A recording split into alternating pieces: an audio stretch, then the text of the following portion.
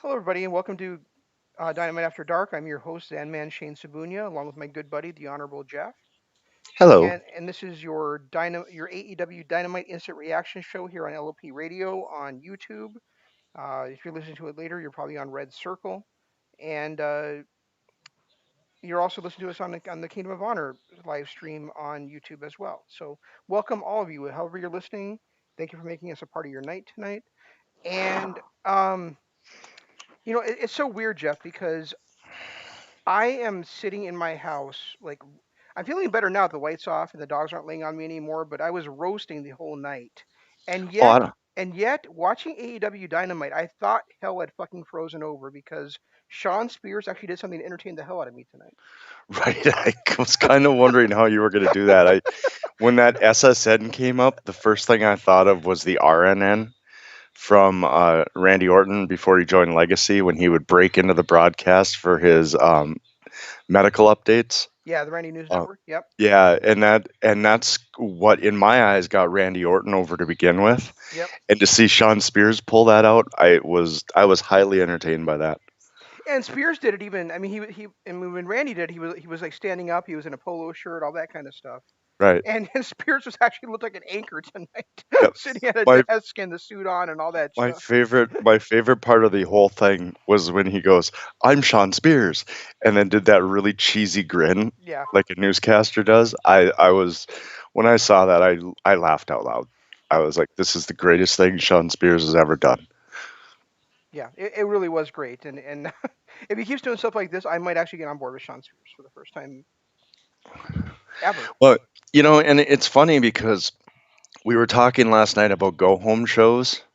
I feel like I saw a much better go home show on that pay-per-view we watched than I did tonight. I mean, I get it; they did what they could with what they had. Um, But I'm over the whole teasing Hangman Page leaving the elite crap and then always coming to their rescue.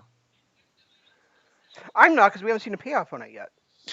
So I mean, We we still haven't seen a payoff on Jake versus Hangman. And that was a year ago.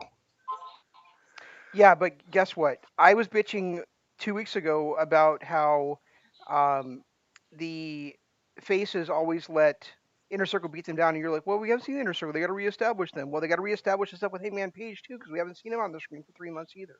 Yeah, So I don't know. I you think I'm can't have just you over can't it. have it both ways, my friend. You just can't. I can, and I will.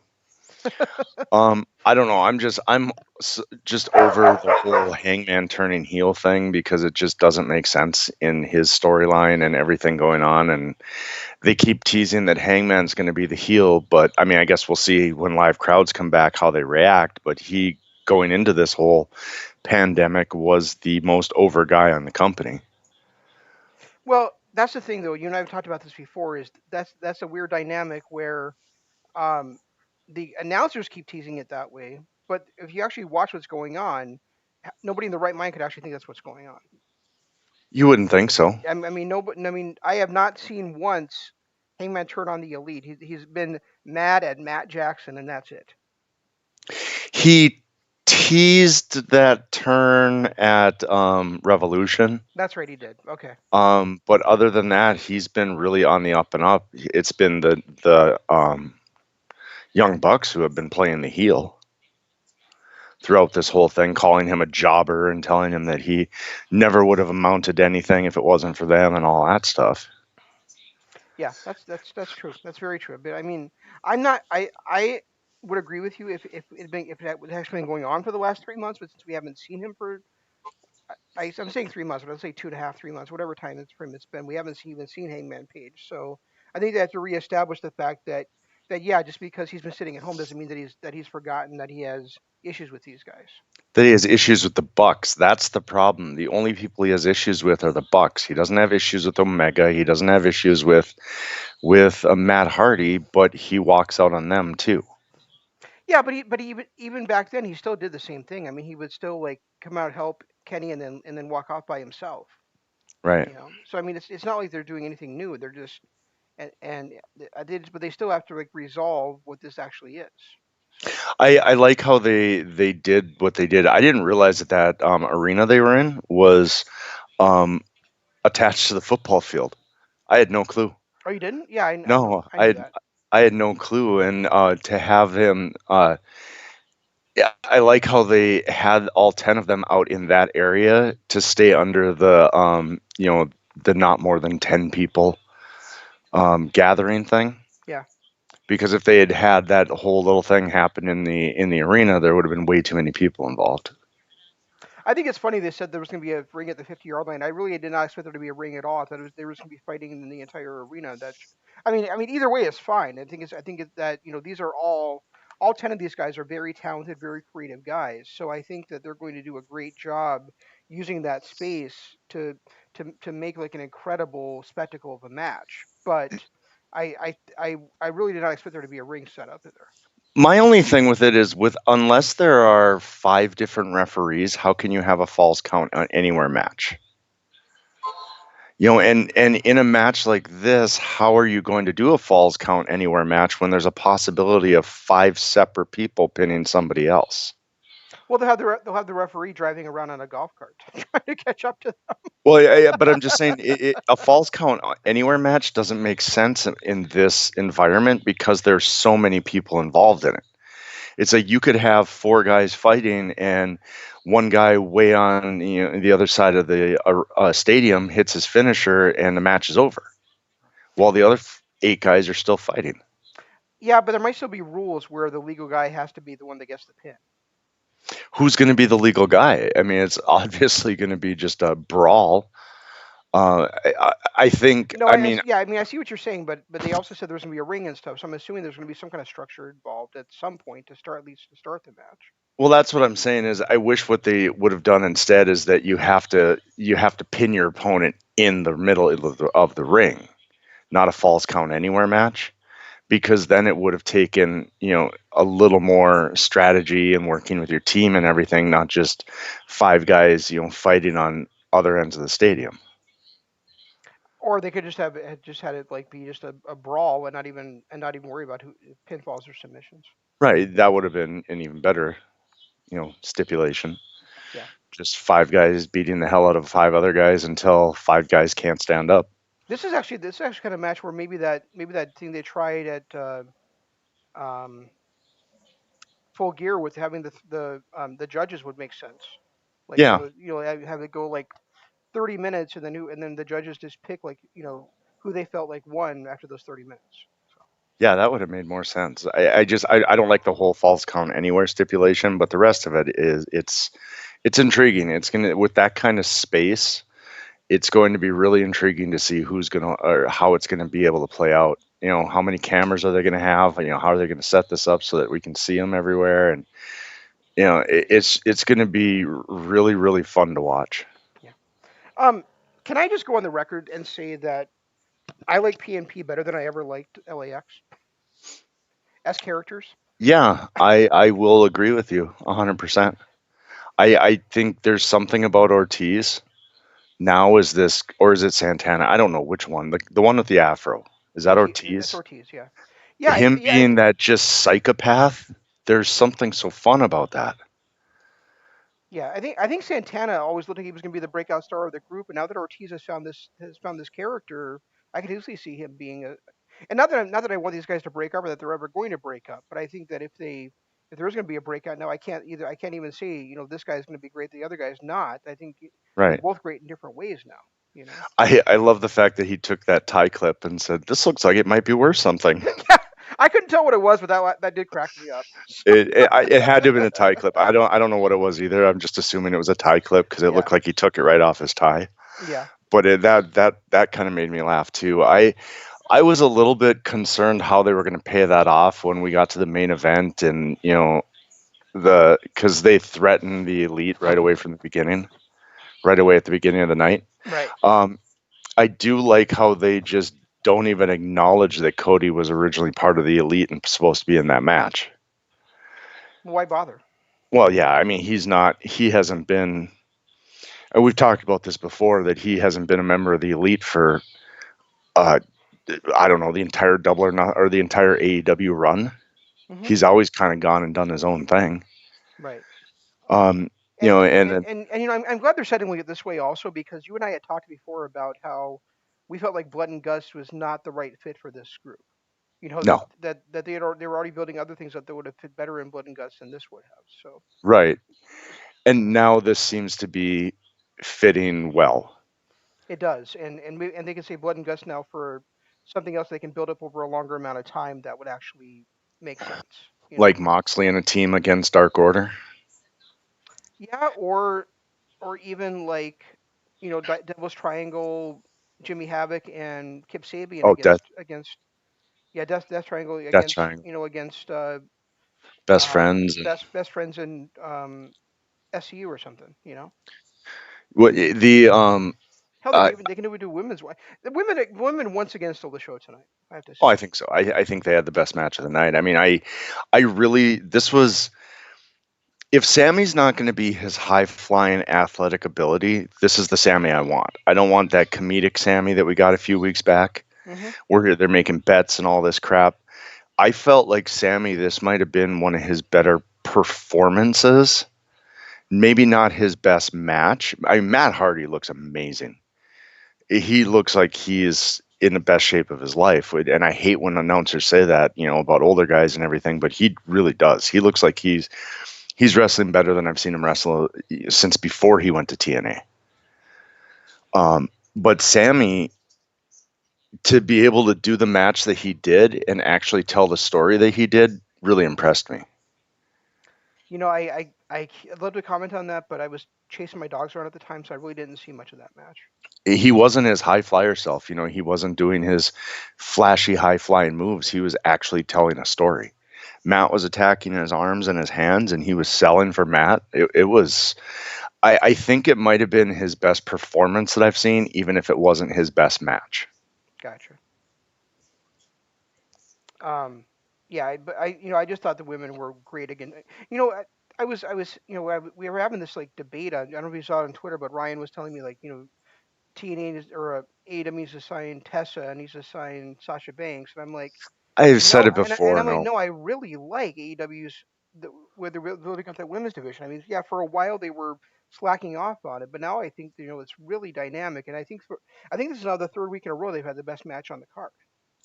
and what we talked about last week about how Sheeta not getting the upper hand on Nyla Rose, Hmm. actually getting the upper hand tonight puts a little bit of doubt. Now, granted, she got her ass beat in the match, and it took her and Statlander and a table to get Nia down. But at least now there's a little bit of, hey, I got you down once, I can do it again.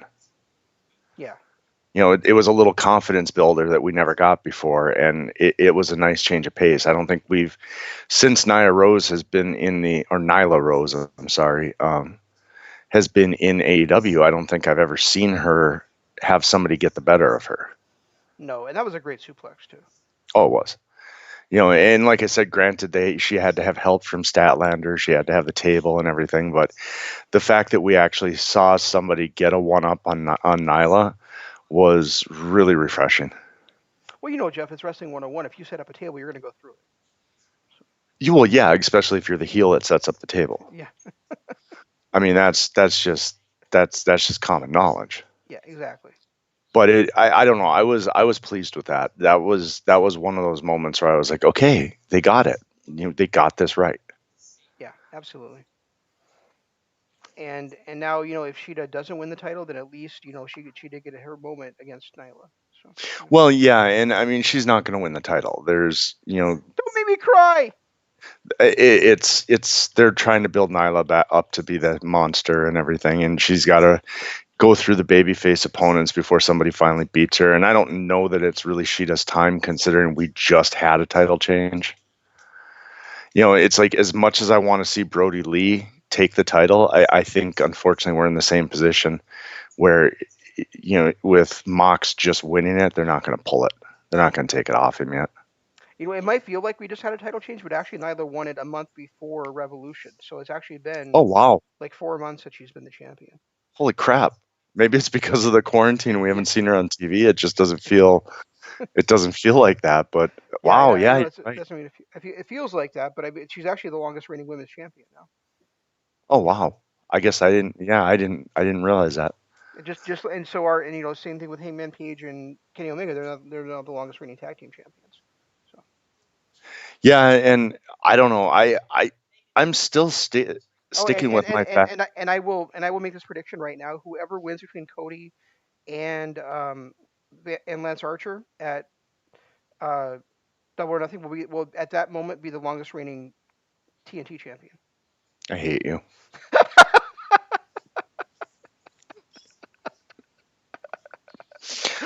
just I just hate you. Because I beat you to it. No, because you did it. You said it. Not. I mean, it had nothing to do with beating me to it. The fact that you just said it is bad enough. Um, but I mean, and me. I know I'm And gonna be arguing. along those same lines, Bo was the blonde one.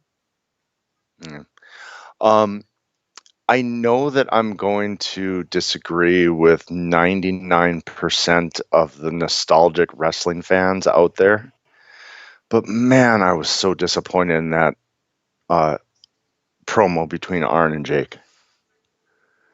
Wait, there's a promo between Arn and Jake. That must be we already dozed off. I did not see it. You didn't see them sitting across from each other at a table in the middle of the ring? No, I'm guessing that happened right after the MJF match because that's kind of when I dozed off when they went to commercial there. You So didn't miss anything, man. That was some of the most god awful crap I've ever seen in my life. It's you had two of the greatest talkers of all time, and I guess even Mike skills can deteriorate over time. Well, I guess we've seen that with JR, so that's that does make sense. But I just I was not impressed with those two at all. They spent too much time trying to be tough guys. Jake Roberts cut off Arn in the middle of talking and said something about going to hell with him that made absolutely no sense and just kind of came out of nowhere. It was just odd. The whole thing was just odd. well, I'm glad I missed it then. I mean, and I was so excited to see it. It was almost kind of like for some reason, I was really excited to see Pineapple Pete maybe, get a little rub from Jericho last week, not just get punked out by a back elbow. Um, and it was along that lines of I'm excited for this, but holy crap, I'm disappointed now. I totally understand. I probably would have been too. Maybe I'll try to go back and watch it sometime at some point this week. I don't even waste your time. It was so disappointing. Like I said, you got two of the greatest talkers in the history of the business. Two guys that could captivate you by not raising their voice, two guys that could cut a promo that would just make you cringe, and they just know. It was. I mean, they even brought that up in the conversation about how they're two guys that could talk with anybody and all this stuff, and I'm just like, come on, guys. And then of course it ended in true wrestling fashion, where they needed to throw the table aside, and I'm not really sure what happened or why this happened. Maybe the refs took too long to get down to the ring to get between the two of them, so the two old men didn't actually touch. But for some reason, after they stood up and Arn started coming after Jake, Roberts kind of awkwardly grabbed Tony Schiavone and shuffled him towards Arn Anderson. Oh, interesting. It was a really, really weird spot. It was, and then shortly after that, the referees actually get down there. So I don't know if maybe the referees missed their cue and they didn't get down there quick enough, or what had happened. But it was another awkward spot. Well, speaking of um, disappointing fans of old time sports, combat sports.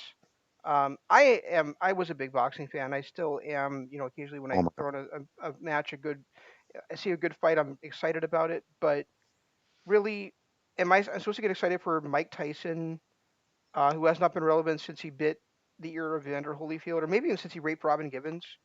And I'm supposed to get Well, excited I mean, about him showing up on AEW Dynamite on AEW's Double or Nothing to present a title I don't care about to either Cody or Lance Archer. I mean, what the fuck would I why would why would I care about that? And B, why is Jim Ross creaming his pants about it? Why are they all? Why are they treating Mike Tyson like this is 1993? And he just beat. It's before he lost even Buster Douglas. I mean, they're treating him like he's still a such a big deal that he is still the heavyweight champion at his prime. It's really just it was annoying listening to them talk about Mike Tyson and the way they sold him, and it's like they would have gotten more, I guess, enjoyment if they'd said it was Magic Johnson that was doing it.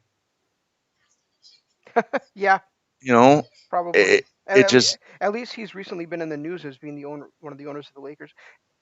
So well, Mike Tyson. The last time Mike Tyson did anything that anybody talked about, period, was his guest spot in The Hangover. And what was that? 2011. something like that. Yeah. I mean, that was the last time that I remember, anybody having any kind of buzz about Mike Tyson. And you know what? I'm sorry. I know I'm going to change the subject and be somber for a moment, but I just mentioned the Lakers, and that made me think of Kobe Bryant, which made me think of Shad Gaspard. So I Oh want wow, yeah. so I just want to say, we were big Crime Time fans. We really enjoyed their gimmick. We enjoyed their stuff. But even if we hadn't, my heart goes out to the family of Shad Gaspard. And it was odd because we were just talking about those two. We were, yeah, just a week ago. And to hear what happened yesterday, the fact that he got caught in that riptide, and then they called off the search and then found his body this morning. I was floored by it. So yeah, it's a sad day. Yeah, I mean, great that they were able to rescue his son, but too bad about Shad and I mean, I don't know what else to say, but I do want to acknowledge that it happened, and that it's too bad. So, I concur. well, I hope so. I don't know what else to say. I mean, I don't want to turn it into a tribute show, but I enjoyed Chad's work. I enjoyed his time with his run with Crime Time. I wish that he had gotten a better run after they broke up, but unfortunately he didn't. And it is sad that to lose anybody, and especially the way he did. Uh, Thankfully, they were able to rescue his son. But it was kind of a surreal moment, especially considering I hadn't talked about him or JTG in, God, I'd say probably a decade, and then we just talked about him last week. Yeah, I hope we didn't curse him.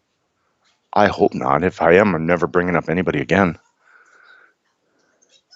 Well, um, you know, I, I don't know how to. It's hard to move on from that, but let's move on to John Moxley versus Brody Lee because I thought I thought Brody Lee walking out with that world championship made me think like he should always hold that title. Yeah, and Just the way he holds it like that is just it brings so much prestige to it, in my opinion. well, he holds it like Nick Aldis holds the NWA belt, the Yep. 10 pounds of gold, and it's like he's making it a big deal. It's not like that's one thing that has always annoyed me. People like Raven, the way he always wore it around his neck, or what did Bray do with it? Wasn't he wearing it around his face like a face mask? Yes.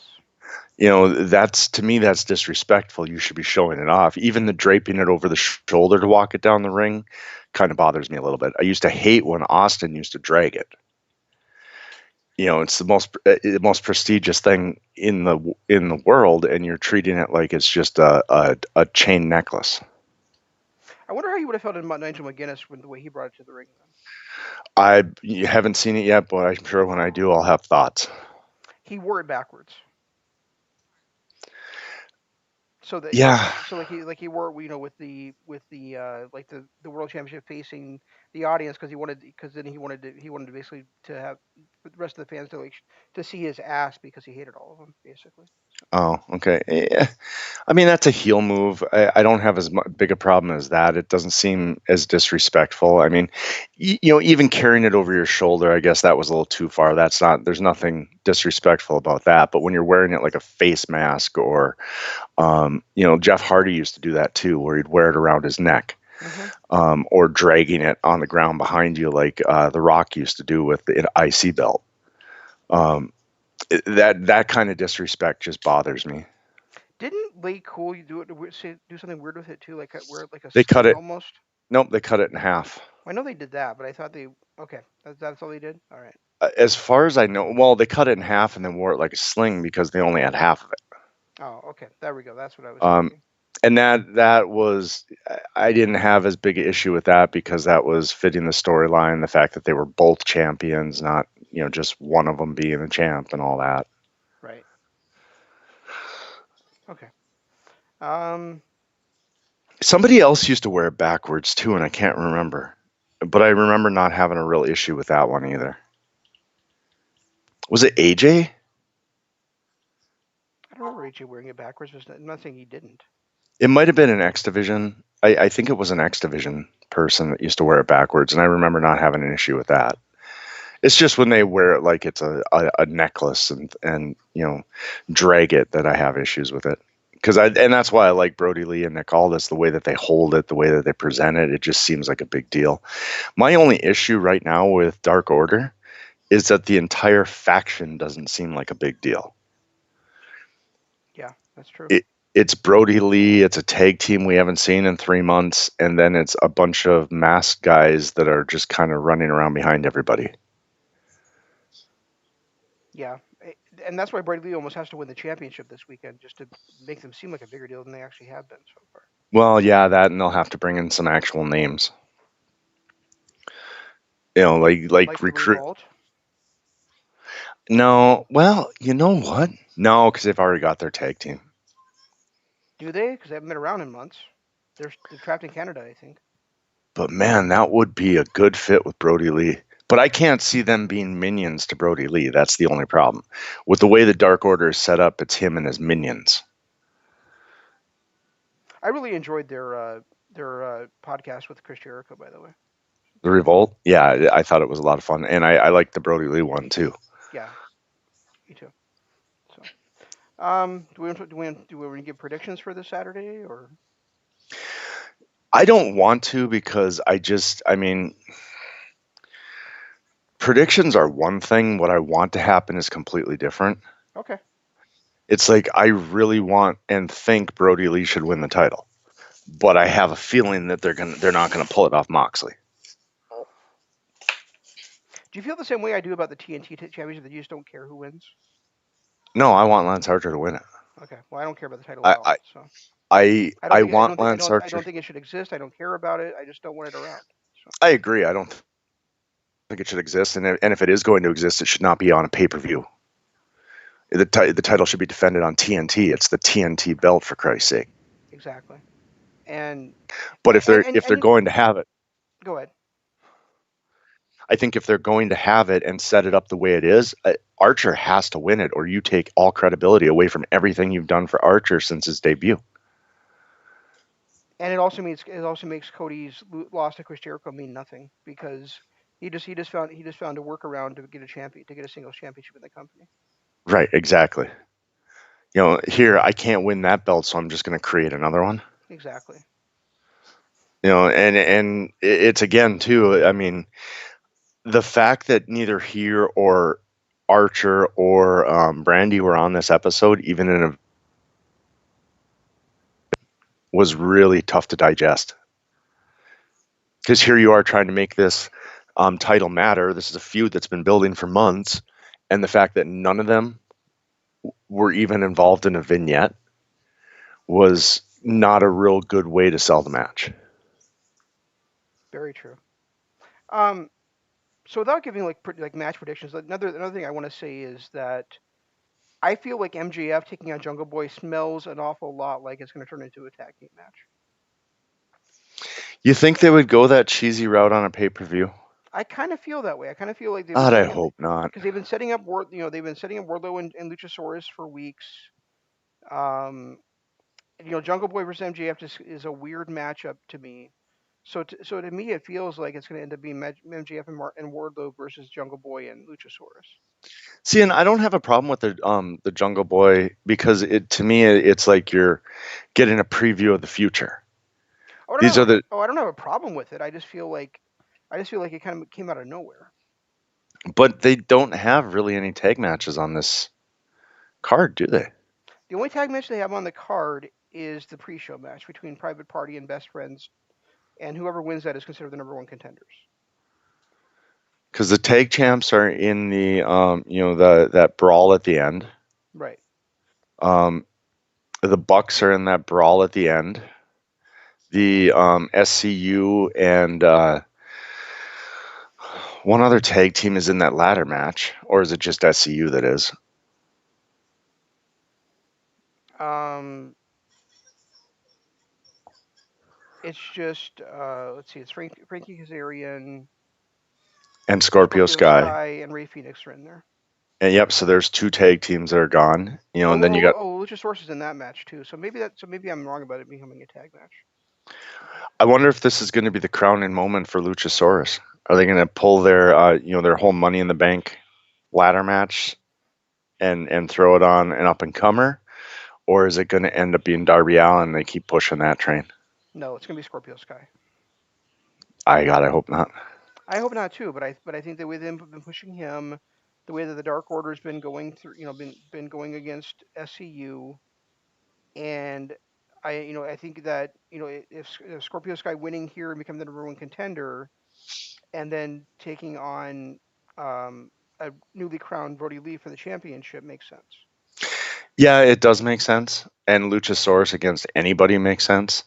I think Darby Allin is the only one that would cloud it for me, because I think he it wouldn't be a heel versus face booking or anything like that because Darby Allin's not he just fights anybody. He doesn't care. But I think there's more to the Darby Allin Taz story that I don't think they're going to pull it out. They're going to put it on him yet. They're going to let him win that because I think they're in the middle of kind of breaking Darby down Hmm. to build him back up because he's had so many chances now. And I think it just feels to me like with this whole Taz thing that they're breaking him down a little bit to build him back up again. Yeah. Now, if you ask me, like, first of all, there's one more person that we don't even know who it is yet. So I mean, that could certainly be the crowding person as well. But to me, like, looking at the list of guys that are actually in there right now, my number one choice would be Luchasaurus. My number two choice would be Ray Phoenix. But I don't think that either one of those guys is actually going to win it. I wonder I'll be because happy they do though. I've heard rumbles about Zack Ryder, Ugh, so I wonder if it might be Zack Ryder as the ninth guy. ugh. I have a feeling as one of the WWF cast-offs. I don't hate Zack Ryder. I just don't really think he belongs in AEW. I don't think they need him. So I don't either. In fact, I was reading somewhere about how the Revolt and EC3 are going, kind of doing stuff together, making it sound like they're going to be a faction. that's a weird So, faction. to have it like maybe EC3 debut there, I don't and know if then I. the I don't think I like the ECW. I don't think I like those three as a faction. I really like the Revolt as the Revolt by themselves. yeah, I do too. I think they belong by themselves. But it all depends on how we're going to book them. If we're going to book them as faces, which they should be, um, then I think them as a standalone tag team works out well. If they're going to book them as heels, right now there's two heel factions that they're trying to make noise with, and Wait. only one of them. You said you listened to the podcast. They were talking about how they love being heels. They're talking about how they don't like taking the getting the shine. They like giving the shine to other people. So Well, yeah, because they're actual wrestlers. I know, but they were talking about how they enjoy being a heel and But putting over the baby. I have this unfortunate feeling that they're not going to be able to debut as heels, just because I don't think the crowd will let them. Well, the crowd didn't let the Lucha Brothers or let PNP do that either, but they're still heels. Yeah, that's true. All right, you got me there. And they may not even come in there at all. They talked about how much they wanted to face the North. They talked about wrestling for the NWA. So who knows? I mean, they're really. I don't think their future is set in stone yet.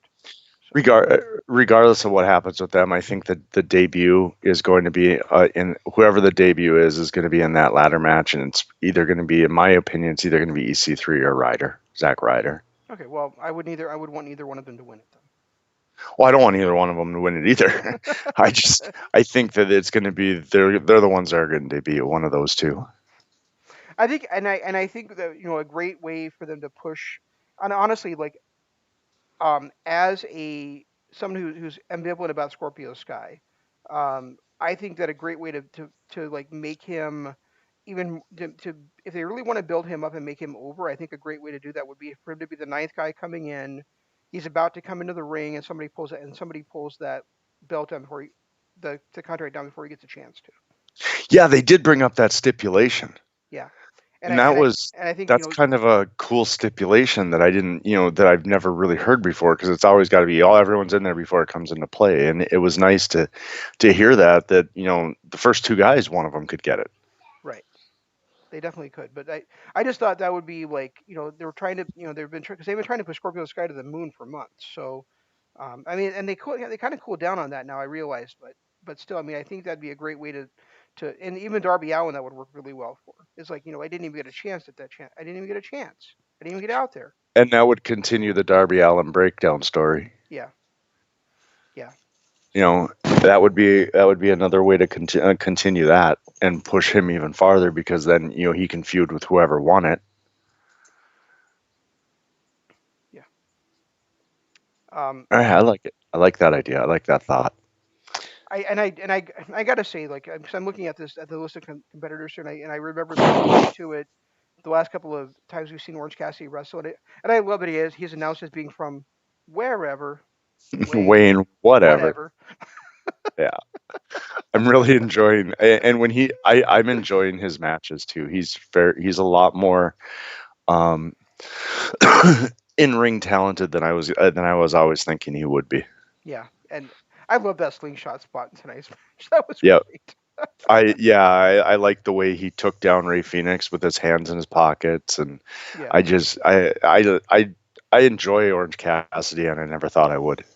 yeah, and Phoenix continues to do things that amaze me. I don't remember exactly what it was. I think it was like yeah, no, that's what it was. It was like he stepped from the middle rope outside the ring, sprung up without touching any other rope, and hit that famouser on Orange Cassidy. That was amazing. That and the spot where he double stomped him in the back of the head. Yeah, That was like an impressive. Holy crap! How'd you get control of your body that quickly to stop your momentum and drop down? yeah, and even that springboard sunset bomb was just beautiful. I just hope he's okay because at the end Yeah, of that, he landed flat on his back. right. And I texted you right away. I said, "Fuck, is he okay?" Well, Because that was Christian had a spot like that once where he said the best way to land is flat on your back, especially if you're going to miss something. And he scared the shit out of the Undertaker during a spot because the way he fell, it looked like he had died. I remember somebody did that at at the NWA 70th anniversary show last year too, where it looked like was it Sammy that did that? I think it was Sammy, wasn't it? No, I think it was that other guy that we hated, and now he's a big deal in NWA. Right. Can't think of his name right now, but yeah, it was yeah somebody like try and do like a 450 to the outside and completely missed Yeah, everything. and it was ugly. Yeah, not a 450, a 630 I should say. So yeah, Then it might have been Sammy because I think Sammy's the one that does the 630, but I don't remember Sammy missing that badly. I'm almost positive it was that other guy, and I can't think of his name now. But the guy that came out and he cut that promo about how he's the greatest ever. yeah, Ricky Starks, right? Yeah, yeah. Yeah, And now he's actually a big deal in NWA. right. I liked him better. I liked him better in the NWA shows. The few NWA or what's it called? Anyway, the NWA show that I saw that I NWA seen Power. Power, yeah, that I liked him in the 70th anniversary show for sure. So But okay, well, I mean, as far as predictions go, you don't want to do them, so that's fine. yeah, I don't want to do them just because I think predictions are going to go against everything I want to see, and I don't want to ruin it because I still want to cheer for. I want Brody Lee to win it. I want Sheeta to win it. I think Sheeta's the most talented person on the roster. and I'd like to see her get a little run with it. Yep. Um, I want to see this. I don't. I don't think in the main event there's a payoff. There's a heel comeuppance coming because I don't think the inner circle's time is done. So I think it's smart for the inner circle to stand tall at the end of it and maybe finally get the heel turn by the Bucks or whoever's going to do their heel turn and put an end to that storyline. Well, you know, if that happens, it's going to be because they set something up to make it look like Paige wasn't there for his team. Oh yeah, that I mean because that's the way they're teasing it. But Yeah. I want it to be I think storyline wise it makes sense for the inner circle to win. Just for the power of the company, for the ways that the stories are being built, and I think we need a payoff to this Adam Page thing. So either the Bucks turn heel or they pull the trigger and turn Page heel, something. But something's got to end that storyline because I'm over it. That's been going on for over a year now. It's not been over a year. It's been close to a year. It's been since October of last year. That's when Dynamite started. So 8 months. It's been going on too damn long. 8 months, but three of them we weren't. Three of them Paige wasn't even on television for. So Oh, but they made sure to relax, bring relax. they made sure to bring up the dissension on every being the elite and on every impact. Or I'm sorry, every episode of Dynamite. So on this card, we have these are the singles matches we have. We have Cody versus Lance Archer. We have MGF versus Jungle Boy. We have John Moxley versus Brody Lee. We have Dustin Rhodes versus Shawn Spears. And just to reiterate the point I made earlier in the show, the two I'm most excited about are Nyla Rose versus Hikaru Shida and Britt Baker versus Chris Statlander. I didn't realize they had two women's matches. I guess I didn't realize that Statlander match was on there. Yeah, so I mean that's is I'm not maybe it's just me, but I mean to me those are the two singles matches on the show I'm looking forward to the most. So I I I kind of want to see the Lance Archer. I kind of, yeah, but then again, too, there you get into a situation where the three top heels are the ones that I want to win. Just because I think it's better for the product overall, but then that's too much. They're never going to do that to the fans who are paying all this money to watch their favorites win. Ugh, the fact that Cody's a favorite just bugs me. yeah, me too. So I don't know. I mean, I hope Archer wins. I think I like to see Statlander win, although I know Britt Baker's going to because it's just her time. You know, another way we could look at Cody being a heel in this situation is um, when Darby Allin came in, his first big match was against Cody. Cody was happy to face him. When Right. when Sammy Guevara had his first big match one on one, it was with Cody, and Cody was happy to face him. Hmm. He was happy to face Shawn Spears one on one, but now a big guy comes in like Lance Archer, who's bigger than Cody, and Cody runs away and says, "Oh, he's got to earn it." Yeah. Yeah. I mean, there's just everything Cody does lately is heel. It screams heel. So, Yeah, but all right. I just want to throw something else in there to fit the narrative that you and I are seeing with him. So you know, Guys, we got us on a couple different YouTube channels. Hopefully, you're listening on one of them, and if you are, hit the like button, hit the subscribe button, ring the notification bell. Otherwise, please check out our Patreon page, patreon.com/Kingdom of Honor. Um, every show that we have ever done, with the exception of last week's Dynamite, or yeah, it is on there, and I cannot get last week's Dynamite to give me a good audio. The fact that Shane kind of called midstream left the opening out, but I'll probably end up putting the little bit that I did get recorded off Skype on there so that at least we don't miss all of our shows. But everything that we've ever done is on patreon.com/Kingdom of Honor. Do us a favor, go ahead over there if you like the content, donate a little bit to keep it going. And then, of course, our Twitter at RegiCoop is mine, at ZanmanLOP is his. Use the hashtag DAD and the hashtag KOH. That'll get you to find everything we do. and I will try to get tonight's and last night's shows uploaded onto Red Circle, which is where we now live for our podcasts. Make sure you stay tuned to the other LOP radio shows. So tomorrow night will be MCLOP Radio Adventure. On Friday Friday is WWF The Legacy Series.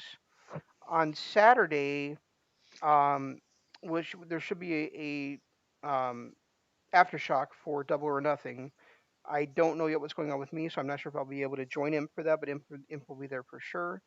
And then we'll be back with you next Tuesday on Kingdom of Honor for what did we decide? Turning Point 2005? Yeah. Yeah, whatever the next one in the line is.